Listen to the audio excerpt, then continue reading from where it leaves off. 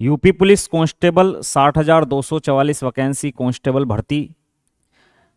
मैं आप सभी लोगों के लिए आज इस वीडियो को लेकर आया हूं और आज इस वीडियो के अंदर मैं आप लोगों के साथ में सभी चीज़ों को एक साथ डिस्कस करने जा रहा हूं, जिसमें मैं आपके साथ में सबसे पहले इस बात को डिस्कस करूंगा कि मेरिट अब कहां तक जाएगी। उसके बाद मैं इस चीज़ पर आप लोगों से डिस्कस करने वाला हूं कि डीवीपीएसटी में क्या क्या होता है, उसके बाद डीवीपीएसटी और रनिंग में कितना अंतर होता है और क्या फाइनल आंसर की दोबारा से चेंज होगी या नहीं होगी। नमस्कार आप सभी को, और मैं अंकित आप सभी का अंकित डायरेक्शन क्लासेस परिवार में स्वागत करता हूं। कैसे आप सभी, उम्मीद और आशा करते हैं आप सभी बहुत ही बढ़िया होंगे, शानदार होंगे, ज़बरदस्त होंगे, बेहतरीन होंगे और आप सभी की आगे की तैयारी भी बड़े अच्छे ढंग से चल रही होगी। चाहे आप फिजिकल की तैयारी कर रहे हो, चाहे आप किसी और एग्ज़ाम की तैयारी कर रहे हो, तो आप सभी की तैयारियां बहुत अच्छे से चल रही होगी, उम्मीद और आशा ऐसी ही करते हैं। तो मेरे दोस्त, आज मैं आप लोगों के लिए इस वीडियो को जो लेकर आया हूं, इसके अंदर मैं आप लोगों को सारे ही क्वेश्चन जो आप लोगों के मन में पैदा हो रहे हैं, जो भी आपके डाउट हैं, वो इसके अंदर आपके सारे ही कंप्लीट हो जाएंगे। बस आपसे इतनी सी रिक्वेस्ट है, इस वीडियो को कंप्लीट देखें, पूरा देखें, और अगर अच्छा लगता है तो लाइक शेयर जरूर करें और अपने सभी साथियों के साथ शेयर जरूर करें, जिससे ज़्यादा से ज़्यादा साथी हमारे साथ इस चैनल के साथ जुड़ सकें और इस परिवार को अपना आगे ले जा सके। तो चलिएगा शुरुआत करते हैं। मैं आप लोगों के सामने इस तरह की वीडियो काफ़ी सारी लेके आया हूं, पर आज मैं एक ही वीडियो के अंदर सारी ही चीज़ें डिस्कस करने वाला हूं। मेरिट कितनी जाएगी, डीवीपीएसटी में क्या क्या होगा, डीवीपीएसटी रनिंग में कितना अंतर होता है, क्या आंसर की फिर से बदलेगी, ये सारी चीज़ें आपके सामने आने वाली हैं। तो सबसे पहले बात आती है भाई मेरिट की। देखिए, रिजल्ट का मुद्दा अब खत्म हो चुका है, क्योंकि रिजल्ट के बारे में आप सभी को पता है कि रिजल्ट आप लोगों का कब तक होगा। आप सभी को बताया गया है कि नवंबर के तीसरे वीक में आप सभी का रिजल्ट अनाउंस कर दिया जाएगा। अगर हम बात करेंगे नवंबर के तीसरे सप्ताह की, यानी कि 15 नवंबर के बाद 20 नवंबर या 20 से 25 नवंबर तक आपका रिजल्ट कभी भी आपके पास आ सकता है मेरे प्यारे भाई, ठीक है। हालांकि वैसे अगर देखा जाए तो आप लोगों के सामने भर्ती बोर्ड ने पहले नहीं बोला था, योगी आदित्यनाथ जी ने अपने ही भाषण में कहा था कि रिजल्ट अक्टूबर के लास्ट तक आ जाएगा। तो अब इस बार भर्ती बोर्ड ने अनाउंस किया है इस बात को कि रिजल्ट आप लोगों का जो है 15 नवंबर या 20 नवंबर या 25 नवंबर के आसपास आ जाएगा, यानी तीसरे सप्ताह में या तीसरे सप्ताह के बाद आपके पास में रिजल्ट आ जाएगा, ठीक है मेरे प्यारे भाई। रिजल्ट का मुद्दा खत्म हो चुका है। अब दोबारा से एक बार फिर से आप लोगों के मन में एक डाउट पैदा होने लग रहा है कि मेरिट कब कहां तक जाएगी। अगर मैं आपसे मेरिट की चर्चा में मेरिट की बात करूंगा तो मेरे प्यारे भाई एक बात सुनिए ध्यान से। मेरिट के बारे में अब आप लोगों के साथ में डिस्कस करना ही बेकार है, या आप लोगों से मेरिट के बारे में चर्चा करना ही बेकार है। क्यों? कारण उसका क्या है? सबसे बड़ा ये फैक्टर है क्योंकि बेटे अब मेरिट के अंदर बहुत ज्यादा अंतर आने वाला है। मेरिट आप लोगों की बहुत हाई भी जा सकती है। कारण उसके पीछे आप सभी को पता ही लग चुका है कि किस प्रकार से इस बार भर्ती बोर्ड ने क्वेश्चनों को कैंसिल किया है, और जब क्वेश्चन कैंसिल किए हैं तो उसके नंबर आप लोगों के मिलने वाले हैं। हर शिफ्ट में क्वेश्चन कैंसिल नहीं है। और अभी अगर मैं आप लोगों से बात करूं तो अभी इस आंसर की के अंदर कुछ ऐसे भी पर्सन हैं जो सही होने चाहिए, उनको भर्ती बोर्ड ने कैंसिल मान रखा है, और जो कैंसिल होने चाहिए वो सही मान रखे हैं। कुछ क्वेश्चन हैं जो बच्चों ने मेरे पास तक भेजे, मैं आप लोगों के साथ में शेयर जरूर करूंगा उस चीज़ को। तो मेरिट में तो मेरे प्यारे भाई अभी मैं आप लोगों से कुछ नहीं बोल पा रहा हूँ। कारण उसका यही है कि मेरिट आप लोगों की जो अब होगी उसमें काफ़ी बड़ा अंतर आ सकता है। तो इसलिए आप लोग बिल्कुल अपना तैयारी में लगे रहिएगा, अपने फिजिकल में लगे रहिएगा। इतना आप आसक्त हो चुके हैं कि आपका फिजिकल अब कब तक होगा उसके बारे में भी मैं आपको बताने जा रहा हूं आगे। बस आप इतना ध्यान रखिए कि मेरिट पर आप ज़्यादा जोर मत डालिएगा कि मेरिट अब कहाँ तक जाने वाली है। मेरिट अब जहाँ तक जाएगी वहीं तक जाएगी, बात खत्म।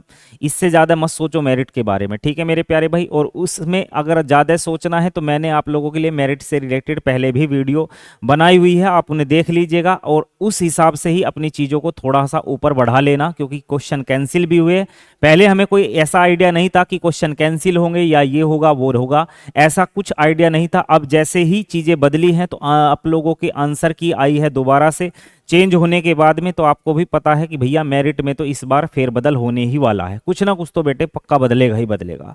तो अंतर आने वाला है और काफ़ी बड़ा अंतर भी मेरिट में देखने के लिए मिल सकता है, ठीक है। ऐसा नहीं है नंबर आपके बढ़ेंगे, आपके साथी के भी बढ़ेंगे, उसके साथी के भी बढ़ेंगे, तो नंबर सबके बढ़ेंगे, कुछ के घटेंगे कुछ के बढ़ेंगे मेरे प्यारे भाई। इसलिए अंतर बड़ा देखने के लिए मिल सकता है, इसलिए मेरिट के लिए ज़्यादा परेशान ना होइएगा। मेरिट के बारे में आप ज़्यादा मत सोचिएगा, अब जल्दी ही आपको मेरिट देखने के लिए मिल जाएगी। आज 6 नवंबर है और 14 दिन या 15 दिन बाद आप लोगों को मेरिट देखने के लिए मिल जाएगी बड़े ही प्यार से। ठीक है मेरे भाई, आगे जाते हैं। अगला पॉइंट आप लोगों के लिए आता है कि डीवीपीएसटी में क्या क्या होगा। अगर मैं डीवीपीएसटी की बात करता हूं, डॉक्यूमेंट वेरिफिकेशन और फिजिकल स्टैंडर्ड टेस्ट की अगर मैं बात करता हूं, इसके अंदर आपके लिए क्या क्या होने वाला है, डॉक्यूमेंट वेरिफिकेशन में क्या होगा और फिजिकल स्टैंडर्ड टेस्ट में आपके साथ में क्या होगा। आपको पता होगा पीएसटी में आपके साथ क्या होगा, आपकी हाइट, चेस्ट, ये चीजें चलेंगी आप लोगों की, ये चीजें देखी जाएंगी। आपकी हाइट जो उन्होंने मानक दिया है उसके अकॉर्डिंग पूरी है या नहीं है, आपकी चेस्ट जो मानक दिया गया है उसके अकॉर्डिंग पूरी है या नहीं है, ये सारी चीजें आपकी होने वाली है। डॉक्यूमेंट वेरिफिकेशन के लिए मैंने पहले भी एक वीडियो आप लोगों के साथ साझा की थी, शेयर की थी, उसी के अंदर मैं दोबारा से एक बार आप लोगों के लिए चीज़ों को दोबारा से रिपीट कर देता हूं। अगर मैं आप लोगों के साथ में चीज़ें शेयर करता हूं तो मेरे प्यारे भाई देखो, ध्यान से सुनने का प्रयास करना, मेरे साथ साथ चीज़ों को समझने का प्रयास करना। मैं आप लोगों से क्या कह रहा हूं, देखिएगा, ध्यान से सुनने का प्रयास करना। अगर मैं इसके अंदर बात करता हूं, देखिएगा क्या बात करनी है आपसे। अगर मैं यहाँ पर आपसे बात करता हूँ तो आप लोगों के पास में एक एप्लीकेशन फॉर्म होना चाहिए। एप्लीकेशन फॉर्म एक तो वो होगा जो आप लोगों ने उस समय जब फॉर्म भरा होगा, वो एक एप्लीकेशन फॉर्म होता है। और एक एप्लीकेशन फॉर्म आप लोगों के जो डीवीपीएसटी होगा, जब बुलाया जाएगा, जिन लोगों को डीवीपीएसटी के लिए बुलाया जाएगा उन लोगों के पास वो होना चाहिए। ठीक है मेरे प्यारे भाई, तो आपको भी पता है डीवीपीएसटी के अंदर जो लोग जाने वाले हैं, जो डॉक्यूमेंट वेरिफिकेशन के लिए और फिजिकल स्टैंडर्ड टेस्ट के लिए जाने वाले हैं, वो 1,50,000 से 1,80,000 बच्चे बुलाए जा रहे हैं मेरे प्यारे भाई। ठीक है, तो इसके अंदर अगर मैं बात करूँ तो एक एप्लीकेशन फॉर्म आपके पास होना चाहिए। ठीक है, एडमिट कार्ड आपके पास में होना चाहिए, कास्ट सर्टिफिकेट, जाति प्रमाण पत्र, इस पे ज्यादा जोर देना है मेरे प्यारे भाई। ये उसी डेट के अंदर का होना चाहिए जिस डेट के अंदर का इन्होंने मांगा है। अगर आपके पास नहीं है तो आप ज्यादा परेशान होने की जरूरत नहीं है, आप लोग अलग से एफिडेविट बनवा के वगैरह वगैरह चीजें बनवा के ले जाना, जिससे आपकी चीजों में हेल्प मिल सकती है। अगर उसके बाद बात करेंगे, डोमिसाइल यानी मूल निवास आपके पास होना जरूरी है। उसके बाद में 10th और 12th की मार्कशीट आपके पास में होनी जरूरी है। 10th और 12th की मार्कशीट अगर आपके पास में होती है तो मेरे प्यारे भाई यहाँ से आगे अगर हम जाएंगे, उसके बाद में मैंने आप लोगों को समझाया हुआ है इसके अंदर पासपोर्ट साइज आपके पास में फोटो होने जरूरी है। और प्रूफ के तौर पर जो है आपके पास में आधार कार्ड होना जरूरी है। आधार कार्ड आप अपने साथ में ले जा सकते हैं। आधार कार्ड के साथ में पैन कार्ड वगैरह भी आप ले जा सकते हैं, कोई दिक्कत नहीं है। अभी कल की ही बात है, मेरे पास एक बच्चे का फोन आता है कि भैया मेरे पास में जो है वोटर आईडी कार्ड नहीं है, क्या मुझे वहां पर डॉक्यूमेंट वेरिफिकेशन में निकाल दिया जाएगा? ऐसा कुछ नहीं मेरे प्यारे भाई, सबसे मेन है यहाँ पर आप लोगों का प्रूफ के लिए, आईडी प्रूफ के लिए आधार कार्ड। आधार कार्ड के साथ पैन कार्ड है तो बहुत बढ़िया बात हो जाएगी आप लोगों के लिए, कोई दिक्कत वाली बात नहीं है। वोटर आईडी कार्ड नहीं है तो इस बात से कोई समस्या नहीं होगी, ये बात आपको पता होनी जरूरी है। ठीक है मेरे भाई, इसके अंदर मैंने आप लोगों को सारी ही चीजें समझा रखी, आगे इसको वीडियो को आप ले जाएंगे तो इसमें आप लोगों को सारी चीजें देखने के लिए मिल जाएगी। ठीक है मेरे भाई, तो जिसको नहीं पता है वो इस वीडियो को कंप्लीट देख लेना। इसके अंदर डॉक्यूमेंट वेरिफिकेशन से रिलेटेड मैंने सारे डॉक्यूमेंट्स आप लोगों को समझा रखे हैं, कितनी कॉपी आप लोगों को करानी है, कितने पासपोर्ट साइज फोटो आपके पास में होने चाहिए। तो 5-5 कॉपी कम से कम आप इनकी करा के लेके जाना। 15 से 20 पासपोर्ट साइज आपके पास में फोटो होने चाहिए, और जो भी आपके डॉक्यूमेंट्स आपको जरूरी हैं। ठीक है मेरे भाई, जैसे एनसीसी का सर्टिफिकेट होता है बहुत सारे बच्चों के साथ, वो अगर आपके पास है तो उसे लगाइएगा, कोई दिक्कत वाली बात नहीं है।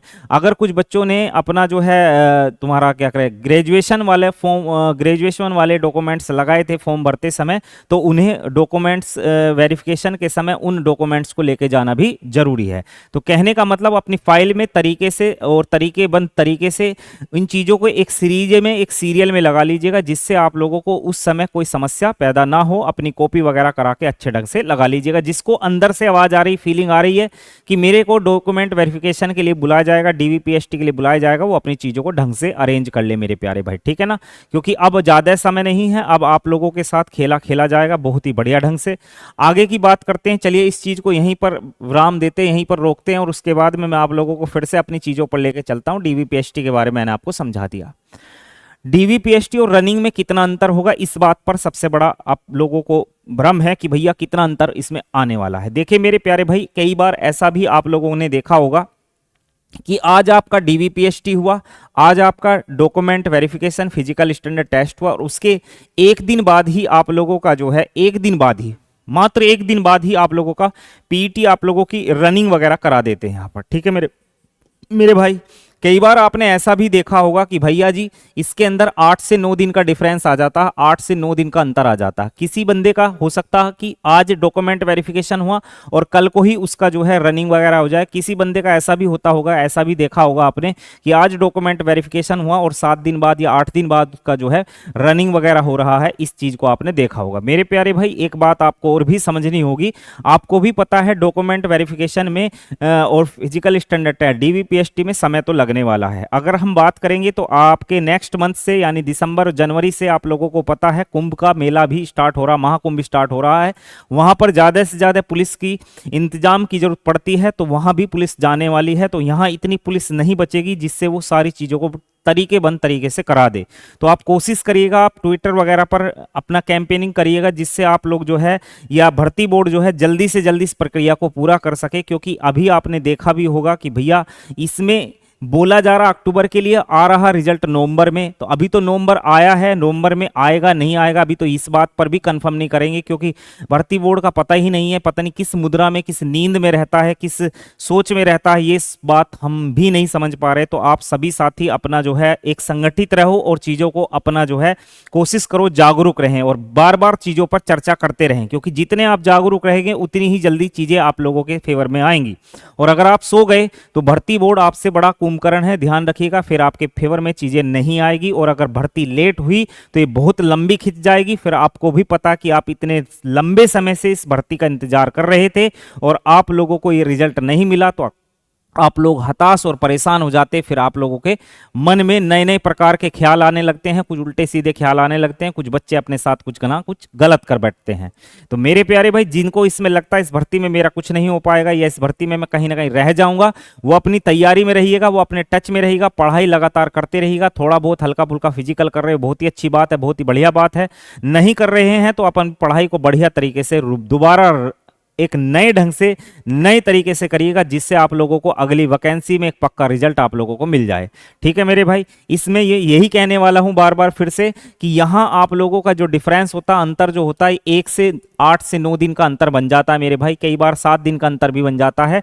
तो आप लोग अपना जो है जब डॉक्यूमेंट वेरिफिकेशन पीएचटी के लिए जाते हैं तो अपने साथ में अपने कपड़े वगैरह लत्ते वगैरह लेके जाएं, जैसे कि कुछ बिछाने का, कुछ ओढ़ने का, क्योंकि आपको पता सर्दी का मौसम स्टार्ट हो चुका है। तो हो सकता है किसी बच्चे का डॉक्यूमेंट वेरिफिकेशन आज हुआ है और अगले दिन ही उसका जो है अपना रनिंग वगैरह स्टार्ट हो जाए, या हो सकते अगले 2 दिन ही उसका रनिंग वगैरह स्टार्ट हो जाए। अब ऐसा नहीं है कि मेरे प्यारे भाई आप वहां डीवीपीएसटी के लिए गए और उन्होंने बोला 2 दिन बाद आप लोगों का रनिंग होगा, इस जिले के अंदर होगा, और आपने क्या सोचा कि मेरे प्यारे भाई घर चले जाएंगे और फिर वापस आ जाएंगे। ऐसा नहीं होता मेरे प्यारे भाई, आप इतनी बात समझते हैं तो अपने साथ में अपनी जरूरी चीजें अपने साथ में लेके जाएं, जो भी आप लोगों की जरूरत की चीजें हैं वो अपने साथ में रख के जाएं, जिससे आप लोगों को बाद में परेशान होना ना पड़े। मैं आप लोगों के फेवर में बात कर रहा हूं, इसलिए मैं बार बार आप लोगों के लिए कुछ ना कुछ एक ऐसी वीडियो जरूर लेके आता हूं जिससे आप लोगों की चीजें आपके फेवर में जाए। बस आप कुछ साथी ऐसे होते कुछ शेयर कर देते हैं, कुछ ऐसे होते हैं मेरे प्यारे भाई देखने के बाद में लाइक तो शेयर तो छोड़ो, लाइक भी नहीं करते हैं। तो मेरे प्यारे भाई अगर चीजें आपको समझ में आती है, फेवर में जाती है, तो आप शेयर जरूर कर दिया करें, अच्छा लगे तो लाइक कर दिया करें, कोई दिक्कत वाली बात नहीं है।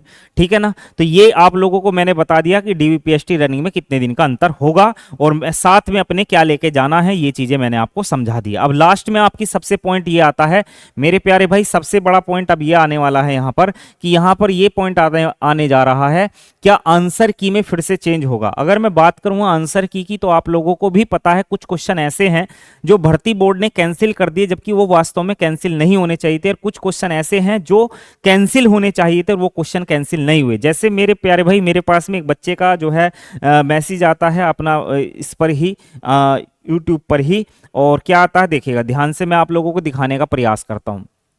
ये कोई बालक है अमित राणा के नाम से, और इन्होंने बोला जुबान पर लगाम न होना। इन्होंने बोला है 23 अगस्त की फर्स्ट शिफ्ट के लिए कि जुबान पर लगाम न होना, इसका सही उत्तर है अनावश्यक रूप से स्पष्टवादी होना, जबकि आयोग ने गलत उत्तर दिया है। तो मेरे प्यारे भाई ऐसे भी कुछ क्वेश्चन हैं कि जो बच्चे अपनी तरफ से बोल रहे हैं कि ये सही होना चाहिए, गलत आ रहा है, और ऐसा है भी कुछ क्वेश्चनों के साथ में। ऐसा नहीं है कि बच्चे ही गलत हैं, ऐसा है भी कुछ क्वेश्चनों के साथ में।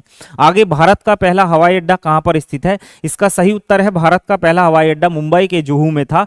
आयोग ने कोलकाता दिया है जो कि गलत है, पहली आंसर की में मुंबई ही था। अब देखिए बताइए इस पर क्या ही कर सकते हैं आप लोग, है कि नहीं है। तो इसलिए आप संगठित रहिएगा, आप लोग ट्विटर वगैरह पर जागरूक रहिएगा और भर्ती बोर्ड से लगातार इन चीजों के सवाल जवाब करते रहिएगा, जिससे उसको लगे कि हाँ वास्तव में बच्चा जागरूक है। और अगर भर्ती में हल्की सी भी चूक हुई तो कहीं ना कहीं ये भर्ती फिर कहीं ना कहीं कोर्ट में चली जाएगी, और जिससे सरकार भी नहीं चाहती है भर्ती कोर्ट में जाए, बोर्ड भी नहीं चाहता है भर्ती कोर्ट में जाए। तो इसलिए आप लोगों पर डिपेंड करता कि आप कितने जागरूक हैं, आप कितना चाहते हैं कितनी जल्दी इस भर्ती को कराया जाए, कितनी जल्दी ये भर्ती हो जाए। मेरे प्यारे भाई आप तो ये सोच रहे हैं कि ये कल ही हो जाए, पर ऐसा नहीं है कि आपने सोचने से कल ही हो जाएगी। पर अगर आप लगातार इन चीजों के टच में रहेंगे तो ये भर्ती जल्द ही कंप्लीट हो जाएगी, पर होगी तभी और सही तरीके से तभी कंप्लीट होगी जब आप जागरूक रहेंगे। इसी प्रकार से भाई ने और भी क्वेश्चनों के कुछ और भी क्वेश्चन है इनके, जिन्होंने बोला है कि भैया इसका ये आंसर होना चाहिए था पर ये आंसर आ रहा है। जैसे कि इस क्वेश्चन की अगर मैं बात करूं, इसको थोड़ा सा जूम कर लेते हैं जिससे आपको साफ चीजें दिख सकें। मैं यहां पर बात करने वाला हूं मेरे प्यारे भाई कि भैया मध्यकालीन युग में कलाओं की बहुत उन्नति हुई। ये वाला वाक्य गलत है, आयोग ने इसे सही कर दिया। बीपीएससी एई पेपर 2 हिंदी 2022 ने इस वाक्य को गलत माना है। देखिए जबकि यहां भर्ती बोर्ड इसे सही कर दे रहा है, यहां यूपी भर्ती बोर्ड इसे सही मान रहा है, जबकि बीपीएससी एई पेपर हुआ था सेकंड हिंदी 2022 में इस वाक्य को गलत माना था। तो मेरे प्यारे भाई इस प्रकार से काफी सारे और भी शिफ्ट में कुछ क्वेश्चन हो सकते हैं। हालांकि बड़े बड़े चैनल इस चीज में अपने चीजों को शेयर कर रहे हैं, बोल रहे हैं बार बार बच्चों से कि इस तरीके से काम करिए, इस तरीके से काम करिए। फिर भी आप ज्यादा से ज्यादा साथी मेरे प्यारे भाई इस चीज पर जागरूक रहिएगा, जिससे आपके फेवर में बात जाए, जिससे आपका रिजल्ट आपके फेवर में जाए और ज्यादा से ज्यादा बच्चों का सिलेक्शन हो सके। जिसने वास्तव में दिल से मेहनत किया उसका वास्तव में ही सिलेक्शन होना चाहिए मेरे अकॉर्डिंग मेरे प्यारे भाई, ठीक है। मेरे तो मन ये है कि भाई सभी का सिलेक्शन हो जाए, जितने बच्चों ने पेपर दिया सबका सिलेक्शन हो जाए। पर आप ये सच जानते हैं कि ऐसा नहीं होगा, कभी नहीं होगा, क्योंकि जितने बच्चों का फॉर्म निकले हैं 60,244 उतने ही बच्चे सेलेक्ट होने हैं, ये बात तो तय है। डीवीपीएसटी के लिए भी 1,50,000 से 1,80,000 बच्चे ही बुलाए जाने हैं, ये बात भी तय है। तो ये तो पता ही है आपको कि सबका नंबर तो नहीं आएगा, ना ही सबका सिलेक्शन होएगा मेरे प्यारे भाई।